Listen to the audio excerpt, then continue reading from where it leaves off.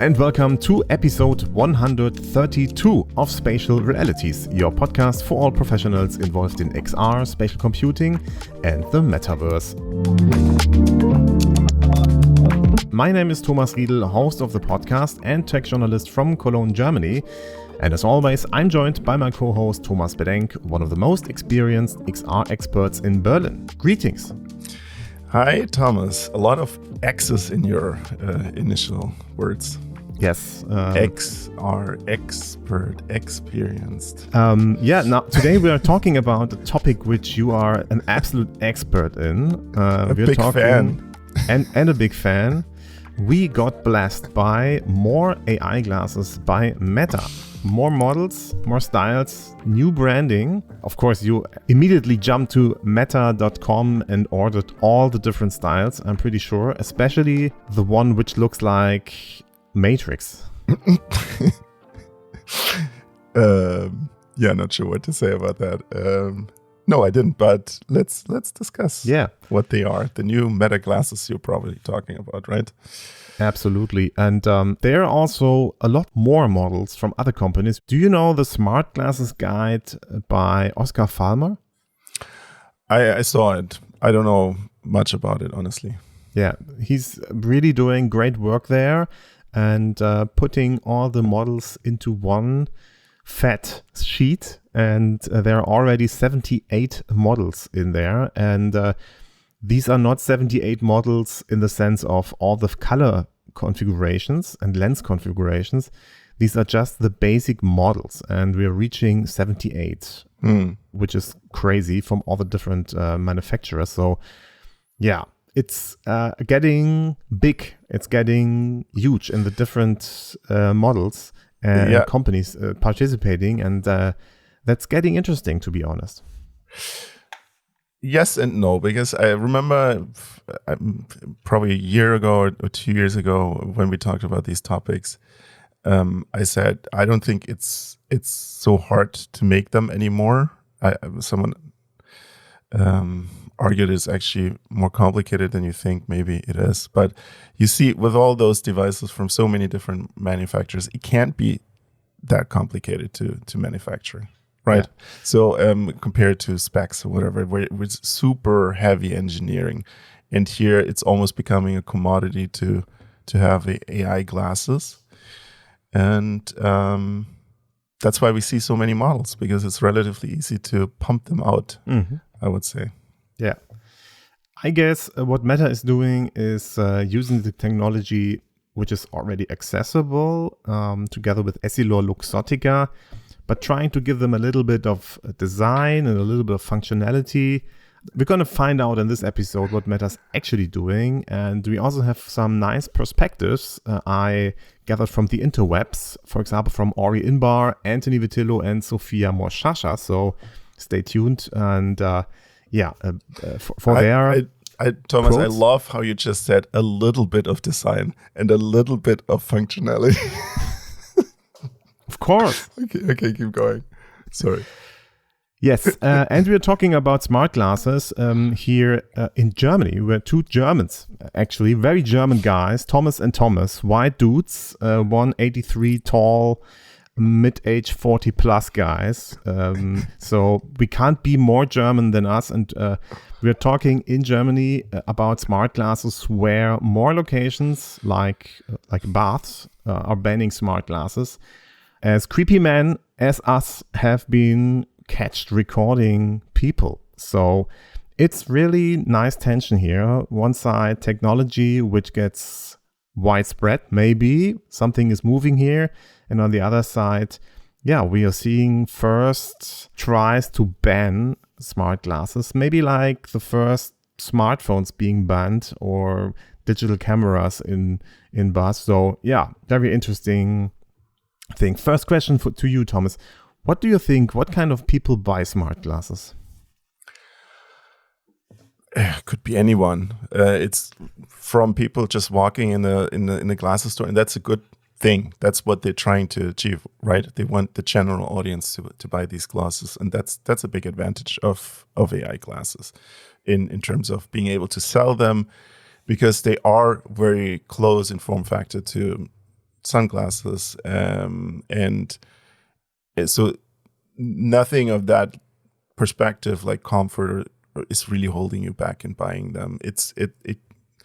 There are glasses without the smart functionality that are way more expensive than the ones with, so price is also not much of an issue, right? So there are a lot of things in terms of selling these. There are a lot of things speaking for them as a fashion statement, as just trying it out, a gimmick, something else tech to buy. Like if you already have everything, what are you going to buy next? In that kind of sense, it makes a lot of sense. I'm, as you know, very hesitant in their utility. They're very bad in audio quality. You don't want to listen to music with them. The cameras are relatively bad. You don't want to take pictures with them really because they're not good enough. Maybe some videos because they give you this point of view perspective. But I personally wouldn't know what to do with them. I mean, I can think of some professional use cases where maybe just having that audio with hands-free is a plus. But yeah, you know me. I'm pretty much doubting this will be like this thing that everyone wants to have very soon. Mm-hmm.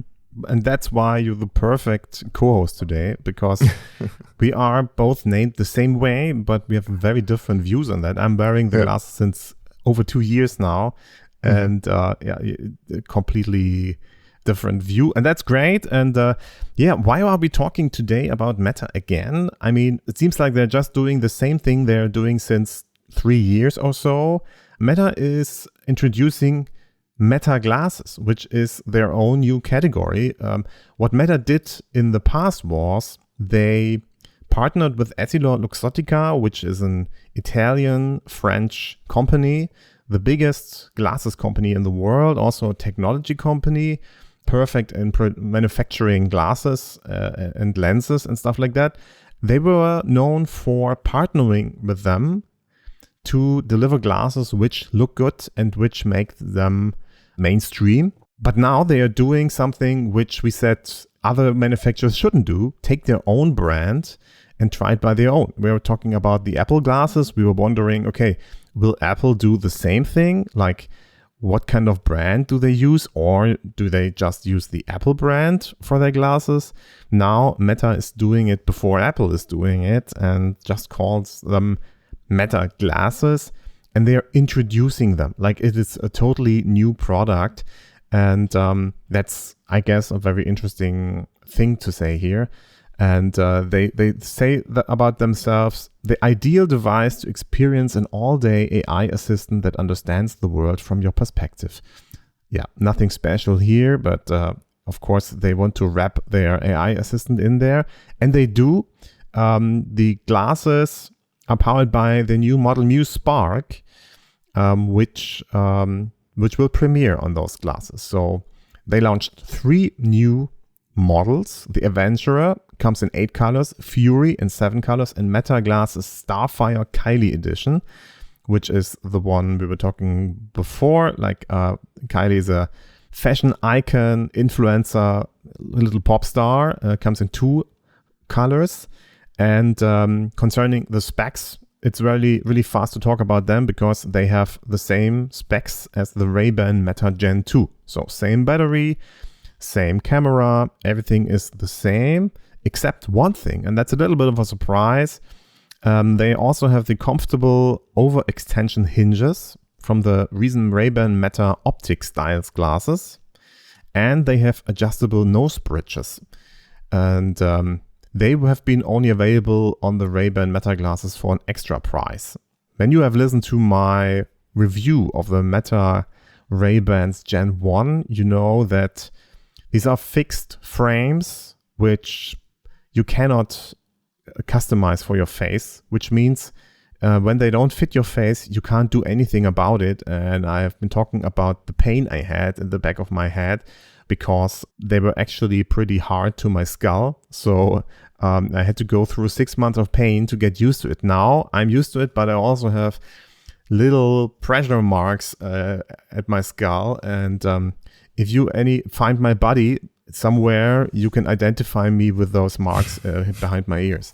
Yes. So far to the specs. So nothing spectacular here, but maybe which is also new is the folding case, which looks pretty similar to the one you get when you order a Meta Ray-Ban display. So you have one which is not always the same size, but you can put it together so that it's pretty flat, and you can charge your smart glasses up to 40 hours of additional battery life, which is great. So they even got the better case from the Meta Ray-Ban display. So we have the optic styles glasses features like the overextension hinges, the nose bridge, and the better folding case from the Ray-Ban display. And this all for the price of just $299 or 309 euros in Europe. They are made by EssilorLuxottica. Both companies confirmed that. And you can see the name EssilorLuxottica all over the press release from Meta. They inserted here a little joke. Don't know if you want to talk about that too much, but they are privacy first, which is, of course, the biggest joke somebody ever can do with smart glasses. But okay, they have to do it because they're convinced they actually care about privacy. Okay, so far from the spec side. Any comments on that, Thomas? Yeah, I think almost the same as the earlier second gen version. Supposedly it has 6 hours one-time runtime. I don't think it's actually hitting those 8 hours. It's probably more like between 4 and 6 hours if you use them at all. And they have a button to turn them off, right? I think a sliding button to completely turn them off. That's a good thing. But imagine that would also somehow physically close the lenses or something like that. Like that would be a cool thing. That's not in there. So I think it's really very, very iterative, the changes. And it's more about the new styles and skipping the Ray-Ban branding. That gives them more flexibility, I think, to pump out more versions of it. You're not as stuck with a certain design language as you are with one brand. And like you said, the fit, they have the overextended hinges, but by that, they already fit more head sizes. But the more different styles you pump out, the more compatible you are with different face shapes and so on, skin colors. And so because it's a wearable device and it's a fashion device, basically you have to have much more variation in terms of the looks. And that's basically what they're doing, I think. The lucky thing on their side is glasses like that don't need a lot of RAM, so they don't have to charge €1,000 right now. That's true. Like with everything else, so they can keep the price low. I'm a bit surprised that it's probably because they want to like we discussed in earlier versions of the podcast. I still think they're making money on those, right? Some devices like the Quest 3 initially they certainly didn't make money on them, but on those smart glasses, I'm convinced they're making money on. So what I'm trying to say is I'm a bit surprised they wouldn't go even lower with a non-branded version. They could have done 200. Okay. And I probably still make money if they went for 200. But that's guessing. I'm not 100% sure what the costs are. But in terms of components, you don't need that much in there, right? So I think you could have also gone down to $200 for, and that's probably what they do when they go on sale then. There are also new software features like dynamic photo, which is the best of 3 picks, you could say. It makes a couple of photos and then chooses which one is the best. Also adding support for 40 new languages to live translation, like including Japanese, Chinese, Hindi, and Korean. We have all been waiting for them. Concerning availability, they are already available. You can order them now and get them in 3 days, even in Germany. Absolutely no problem, starting at 309 euro. Transition glasses plus 90 euro, so a third of the cost of the glasses, which is always crazy when you get new glasses by yourself. People wearing glasses know that the frames itself are actually pretty cheap, but the glasses are expensive. The same here. And if you get transitions, you need 10 days more for delivery. But there's something interesting about the glasses. The press release says compatible with prescription lenses. So with the Meta Ray-Ban glasses and Oakley glasses, you can actually order your prescription lenses on the Meta store, or just walk into a Ray-Ban store and then get there your prescription stuff. But there are non-prescription lenses available at meta.com for the Meta glasses. So the solution, they say, is the RX lens swap feature, which means you can now change the lenses at a store without losing your guarantee. And the thing is, you did lose the guarantee before. So if you would have been walking into a Fielmann here in Germany and changed the lenses by myself, I would have lost the guarantee, which I actually did. So 2 years ago, that's actually what I did, because there haven't been any other lens choices back then in the Meta store. So I did that and of course lost the guarantee, and I didn't care because I wanted to have those lenses in my glasses. But now they have the option that you just buy your glasses, then walk into a Fielmann, and then you can put in your own prescription lenses, which also means it's just another step and it's uncomfortable, because at Fielmann you also have to wait a week again and then come back and then use the glasses. So that's also maybe a reason why they are a bit cheaper than the Meta Ray-Ban ones. And as I'm just editing this episode, I also want to add, if you walk into a Fielmann and order glasses to a frame you already have with you, you have to pay 50 euro extra, which is, of course, adding to the price of the glasses. And I find that very interesting for guys like me who actually use prescription lenses. That's actually a problem. Yeah, I don't have glasses. I probably need them soon if I consider my close-up reading is getting worse. But yeah, it's interesting that you don't lose your warranty now when you switch them out as an optician. Yeah. So that's great. Yeah, most of the articles, or all of the articles, don't have that in there, so that you cannot use your own prescription lenses. So I guess that's a very important information here. And depending the Kylie style glasses, they actually look funny. They look like the 90s glasses, like very narrow glasses throughout your face, like a band or something. If you see them, you actually immediately know what I mean with that. Some articles wrote it's a clone of the Google Gentle Monster frame we saw. Gentle Monster is also like EssilorLuxottica, a brand and a company doing frames, designer frames, and Google partnered with them, and we are expecting glasses in autumn, I guess. But it's actually not a clone, because when you are as a fashion guru like me, you know that those kind of glasses are actually the ones people want to wear again. So it's just very natural to choose these styles if you want to do something fashionable. And yeah, Kylie knows that, so she probably voted for them too. And that's not a clone. It's just natural in fashion, I'd say.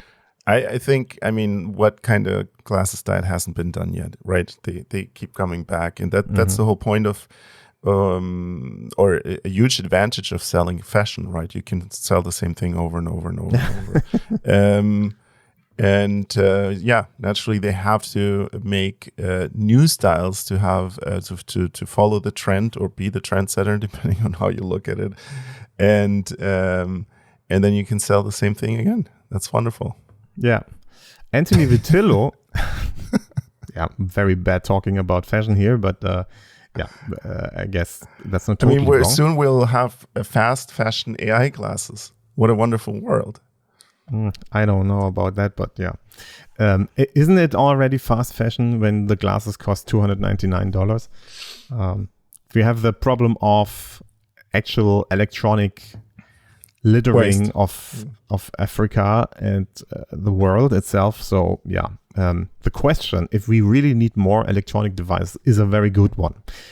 We will not discuss that here, but it is a good one. Anthony Vitillo, greetings to our beloved Italian XR influencer and expert from Italy, wrote on LinkedIn a post about those glasses and said something about the Kylie style. I quote him here. The only thing I liked, so should I do it in Italian accent? No. The only thing I liked is the idea of creating one of the glasses in collaboration with Kylie Jenner, who is an incredible popular fashion icon. I think this is a trend other smart glasses manufacturers can follow, since all eyewear manufacturers are now taken. It's time to look at the individuals that can design something cool to wear on the face. Yeah, like we said, fashion. Yes. And yeah, the trend maybe that now influencers are actually taking over, trying to do something cool with the glasses, and which helps the branding, of course, which also helps distribution. And that's why Meta, of course, used Kylie Jenner. Sophia Mashasha, co-founder of XR Women, has also a great take about that. She wrote a blog article on XR Women with the title, Why Meta's Kylie Jenner partnership could be a turning point for women in wearable AI. She says, entering its next chapter with that and reaching a more broader audience. And how and why is this happening? If smart glasses are going to become as common as smartphones or wireless earbuds, they won't get there through technical specifications alone. They'll get there because people begin to see them as something that complements their identity, style, and daily routines. And this is why Sophia really appreciates what Meta is doing here, taking a woman, which is a style icon, let her design in some way the glasses and put their name on it, and yeah, just makes her the face of those glasses. If it becomes more of a general item, more of a commodity, more of a fashion statement, of course you have to address the individual desires and identities much more than with, let's say, for example, a VR headset that you're only using at home in your closed environment and no one really is looking at you. So that makes a lot of sense. The glasses by Kylie, by the way, cost $419. So they are more expensive. And I mean, there are glasses out there which look similar like that. So that's not a new form factor or something like that. Nothing really unique.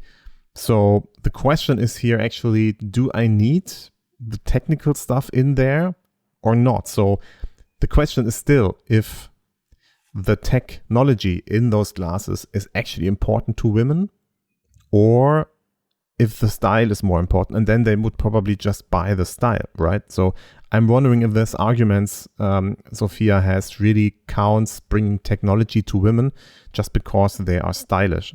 I'm not sure about that. I would more doubt it the other way around. Like, that's kind of implying that, I don't want to overinterpret, but it's kind of implying a little bit that the women don't care about the tech and the specs, which I also don't think it's true. But it's great if we also have more, and I can definitely see that we have more women as professionals in XR, because especially in the beginning, it was pretty skewed to a more male developer audience and also consumers. So it's a great development in the right direction. Yeah, and if we look at from a Meta perspective, not Meta the company, but the perspective flying over things, a Meta perspective, we started with technology, which works. Then we put a little bit of design around it. Then we actually used a brand. and now we are doing something like styles and fashion and icons. And maybe trying that out is, I guess, something we should do to try to find out if this works. And it has always been like that, like Apple has been doing it from the get-go. I guess the Walkman was a fashion statement since the 80s or something like that, so that's nothing really new. But I think this is not quite on the same level. Remember the Apple campaigns about making white cable earphones fashionable, right? That was a very smart, very high volume, expensive campaign on making the whole world believe they now have to wear white cable earphones, right? In ear. And I don't see quite that level of engagement from Meta in terms of marketing yet. Yeah, maybe they need also to add some white cables to the glasses. I don't know what to say to that.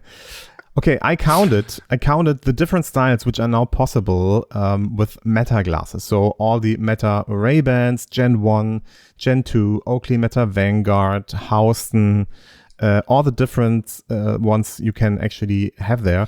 There are now 73 different models, aka styles, possible only when you go with Meta. I find that is very impressive. And if you would walk into a Meta Lab, which is how they call their own stores they are building. They have, I think, 5 stores in the US, trying to make own stores like the Apple stores or the Ray-Ban stores. That would be full of glasses. So you could actually make that look really good with 73 different ones. Very impressive. And they will also could put there something new, which is the new charging stand, which is compatible with all the Gen 2 glasses, which looks like a corkscrew, to be honest, in stainless steel and costs $60. And yeah, you just put your glasses on it and it charges them. I guess it's good when you go to bed and you have multiple glasses and you want to display them. And also for the stores, they have probably also a good idea to have that stand, and why not also sell that? So they have a great stainless steel charging stand now. Yeah. Okay, so the question here is, why do they do it? Why do they do Meta glasses without EssilorLuxottica branding? One fantasy I had once in a sweaty night here, the heat wave in Germany, was maybe EssilorLuxottica had enough of all those image problems Meta has and said, okay, listen, if you want to continue working with us, you cannot use our brands anymore the same way. So we will not add more brands from what we already have. But of course, you can use all our manufacturing facilities. And Meta said, okay, then we have to make our own brand. And that's why they did it. It could be. You could try to put that into it. There are also rumors that Essilor has more and more tech themselves and they want to put out their own version. I think there is an argument for this, the whole brand consideration, why you wouldn't want to add additional brands. But on the other hand, they have so many brands, I don't think it would matter too much if they added another one, right? And I don't know how bad I don't think they perceive it that bad themselves, right? I don't think it's at that level where it's generally perceived as an impact to the Ray-Ban brand. I don't think we're not at the glass whole moment kind of level.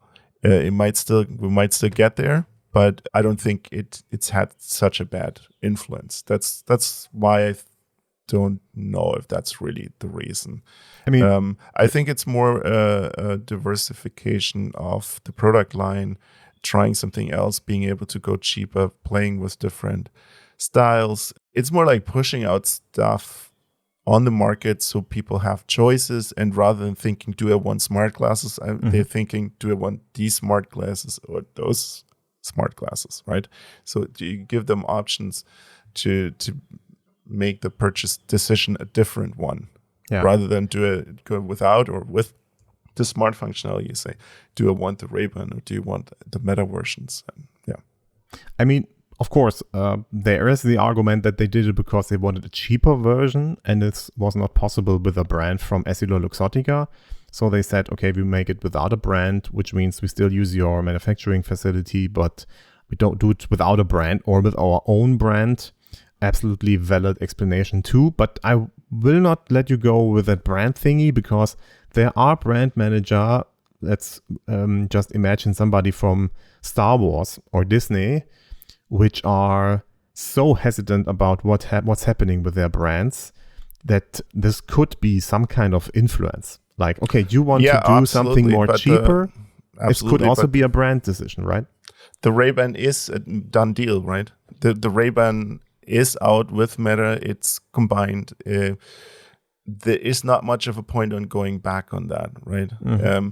Also, Ray-Ban, while being a very well-known global brand, you can get them relatively cheap, right? You can get them under 100 euros, regular Ray-Ban glasses. Yeah. So it's not like the super luxury brand. And I also, in terms of this fashion statement point that you had earlier, I think almost all of those glasses look mostly like normal glasses. They don't look like a big fashion statement. They don't look like, look at me, I'm going out, I have this new thing. They try to make it more normal rather than outstanding fashion. If you think about the last 10 years of Snap spectacles, they were much more outgoing. Look, this is something different. This is like bright colors, circular glasses. Some of the functionality was different. Like, even they tried to innovate on the way you look at and take pictures. If you remember, you could kind of look around in the pictures you took with earlier spectacles. They could even fly in one iteration. Do you mean the drone? Yeah. Okay. Yeah. No, there was a drone they made. Remember the one that launched from your hand and followed you and stuff like that? They tried to make that a thing. I think if the battery lasted longer, maybe. And they also purposely in the earlier version they made, like, if you remember, a yellow circle around the cameras to make it, and even like an LED circle around the cameras to make it super obvious. They're camera glasses, and I think Meta is really popping out. It's really going the other direction. They make it look more and more normal, almost hiding a little bit if they're smart glasses or not, to make it like a normal thing to have. This goes into the direction what Ori Inbar said in the comments section of Anthony's post, actually. He said, a different reason, flooding the market with many designs make it harder for people in a coffee shop setting to identify the glasses that you should be wary about. Yeah. Very wise comment, I guess. You could say that. Yeah, very great take. I'd say this is, I'm pretty sure, like flooding the zone with shit is like flooding the market with glasses thing. Just push out whatever you have and make it as normal as possible, as fast as possible. And that's also why they are cheaper, why they look pretty normal. But I have to say, they don't look cheap at all. They are still high quality EssilorLuxottica glasses with good plastic optics. From the haptics, how the plastic feels, it's, I guess, the same or really close to what we are used from Ray-Ban or Oakley. In different shades, also different colors. I like the green ones, for example. No idea if they fit me, but they look good on the photos, on the pictures. They look attractive. They're very well made photos there. And of course, I want to see them in a store and try them all out to actually be able to judge if they look cheap or not. But they look almost the same quality as the Ray-Ban. So, but do you see, even with us deep into this tech, and I think a lot of the reviewers online, the discussion shifts, right? It's becoming more and more about how it looks, how it feels, and only on the second level about specs or functionality. And I think that's on purpose, but still, why wear them if they don't fit a certain use case for you?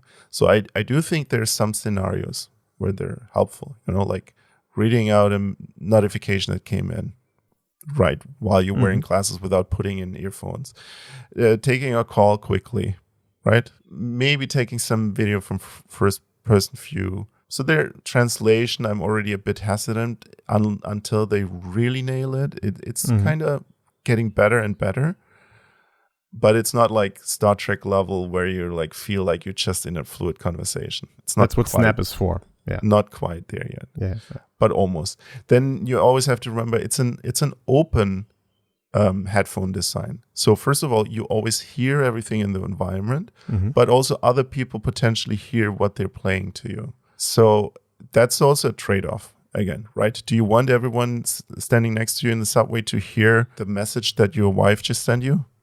You cannot hear I'm that. not sure. I tried that with if full power. Close enough. You have to be very close, like really almost ear to ear to hear that. And in a train station or something where it's a little bit louder, you do not hear that actually. So. And by the way, that's at the same time, it is a disadvantage for the listener as well, because in loud environment, it's relatively hard to understand. Yes. The glasses, because these are not in-ear noise low. canceling technology, but just open ear things. And they considered that and said, okay, we could also do bone conducting stuff and decide against it because like 10-15% of the people do not like that feeling and would decide against the glasses. So they decided we make open ear. That Bosworth once explained it in a Q&A. Why do they do it like that? Like really pushing hard on the fashion aspect and that these are just normal glasses because that's the best use case you can have, right? You need glasses. These are glasses, buy glasses. That's the way they want to go. If you are in a store and you have a broad variety of different glasses, you accidentally should take a Meta glasses because you like them more as a fashion statement or just because they are beautiful glasses with fit to your face. And then they have also the technology. And this is the way they want to go, I guess. And just being glasses is probably the best marketing you can do to make them normal. Yeah, welcome to Fashion Realities, your podcast for all things concerning your technology fashion. We're rebranding tomorrow. Stay tuned. What's also, I think, interesting at least is right now they don't seem to be pushing that much on the asking meta questions thing. They do mention it, of course. They do say it understands your environment. We could discuss how much does it really understand your environment. There isn't that much there yet, and that would be opening a lot of use cases anyway. Like if they would actually have a bit more scene understanding and understanding of your surrounding. And again, then we're discussing the privacy trade-off. But in the most obvious stuff they're pushing for is taking videos and having the audio. So I think they start realizing also what most people are actually using them for currently. Right? Even though they say you can't ask, hey Meta, play a song, or hey Meta, where do you pick up a taxi? They're going for that as well. But I think they probably see also in their use statistics that it's a guess on my side that it's not used as much. And I would wonder, if I was Meta, I would wonder why. Why is that? Is it because the understanding isn't good enough? Is it because our AI models can't compete with ChatGPT or Gemini, and that's why people still use their phones for it? Is it because if you do research, you anyway want to have more contextual information than just a quick audio answer? But if I think about how I use Alexa versus how I use Gemini, it's a whole different approach, right? If I use Gemini, it's much more, it's usually a much broader thing. If I use Alexa, it's like asking for the weather or something like that. Yeah. So I think right now we're more in the asking for the weather territory for smart glasses rather than anything really intense or smart. Yeah. By the way, concerning fashion icons, another Thomas Müller, right now at the Fußball WM, World Championship, FIFA Championship in the US, was rocking around with those glasses. Moritz Meyer mentioned that on LinkedIn. Greetings to you, colleague. Also, of course, what is the use case here? He's an influencer in that respect, and he's providing his perspective in a video, which works very well. So the interactions are great on those videos. People feel involved. There's more kind of a pseudo relationship to that person. Makes absolutely sense for influencers. But of course, influencers are not the main target group here. Yeah. Cannot be. These are just a couple of people. And will not sell the 100 millions they want to sell. And I think that use case was never in doubt. That was also why the specs were first marketed to influencers, right? Yeah. Because there's a proper use case there. Yes, absolutely. Yeah, so you can also develop for those glasses. We are the Spatial Realities podcast, not the Fashion Realities podcast. So with all ETA is doing with agentic and vibe coding stuff, you can do that for those glasses too. And they're not display glasses, of course, but you can do your app and just use them as you already use the Meta Ray-Ban glasses. So no problem with that. That's good news, I guess. And what else can we say about them? You put it in your sheet and our show notes for ourselves. And I've also heard the news that Meta is giving away the glasses, AI glasses, to potentially all legally blind veterans in the US, which is over 100,000 people, that's a pretty high number. I was kind of shocked to hear that number, but I guess America has a strong military. And I'm always a bit torn with these things. I have to say, because I think it's a wonderful initiative. But I'm always thinking, is it a marketing spin? Is it like just to get it to everyone? Or do they really just mean good by that? And I hope the later. And I think that can be wonderful, this whole Be My Eyes integration. It's awesome. Meaning like people talking to you and seeing for you. That's a wonderful use case. And I really think smart glasses, that's where the real strength is. You can really augment someone's life. You can really augment something they're lacking. Or I would always argue too, especially for those use cases, you have to start with making a trustworthy and safe environment first and then do all this stuff. Mm-hmm. Yeah. Yeah, I think you have probably also met people from Meta before, and it's a huge company. Even though they fired a lot of people, it's still a huge company, and there are good people there. And sometimes those good people can do good stuff. And so that's the problem with big companies. And one side, they have sometimes policies which are really not arguably bad. I will talk about that in a second. And then there are people who can actually do good stuff, and this is maybe the result of something like that. Although we do not agree about everything Meta is doing, this might be actually a great initiative, and it's great for every blind veteran out there. So in the US, that's actually nice, and nothing more to say about that. And congrats to everybody at Meta who makes that possible. Besides all the things happening at Meta, it's great. Now the big question: will I suggest the Meta glasses? I mean, to be honest, they look great. I'm tempted to get new ones because my Gen 1 ones I wear right now, the microphones do not work anymore. To be honest, yeah, they're broken. If I have a phone call with somebody, they don't understand me anymore. Even checking the button in the preferences, optimize the microphones. Do you clean them? I clean them every day. Maybe ultrasonic cleaning. Ultrasonic will destroy the electronics. Yeah, I was just going to say, maybe then they don't work at all anymore. Maybe checking out the microphone holes. There are little microphone holes. Maybe there is some stuff in there. Yeah. But of course, I think it's too deep inside and it just don't work anymore. So I'm tempted by that. Really tempted because the new Meta glasses, especially the bigger ones, look tempting, look nice. At the same time, I'm going even that far to say nobody should right now in Europe buy Meta glasses. And the reason is because Meta is not caring at all about the laws in EU. They don't care and think their view is the only view in the world and everybody has to adapt to that. And I think that's not right and that's not the right thing to do. Just one example, if you want to use Meta AI with the new Spark technology inside, you have to agree the user license that you give all your data free to train the AI models. And we Europeans have some kind of feelings here.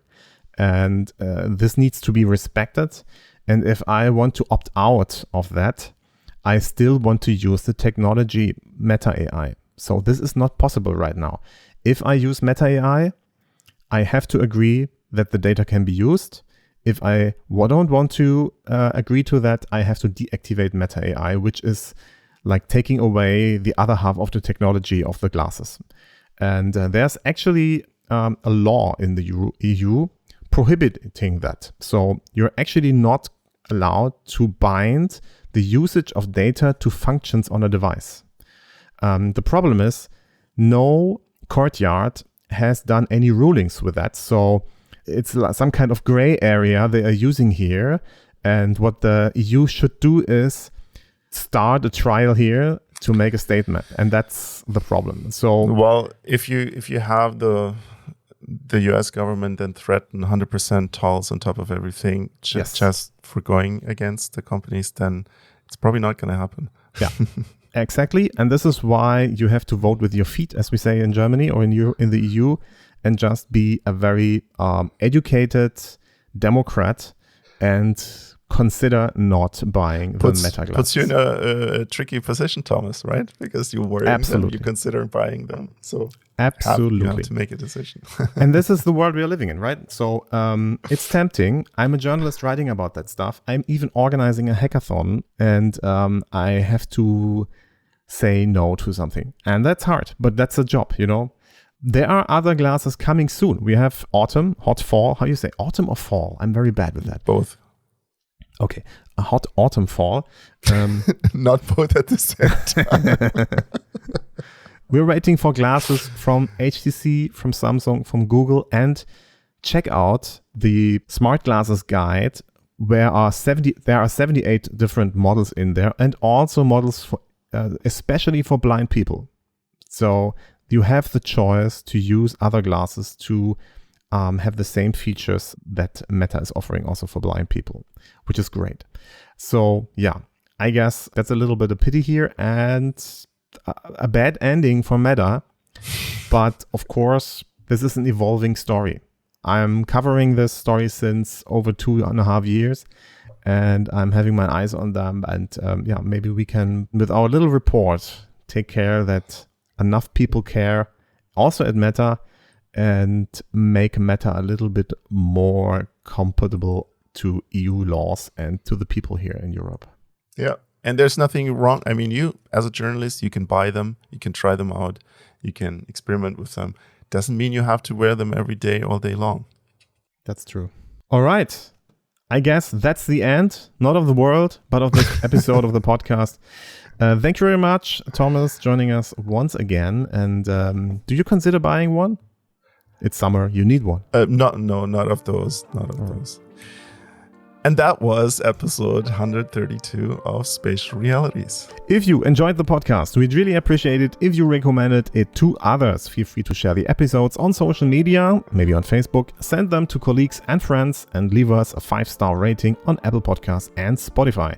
Also, a quick reminder about our Discord server. You can find a link to in the show notes or at spatialrealities.de. My name is Thomas Bedenk. I'm Thomas Riedel. Thanks for tuning in and see you next time. See you. Bye.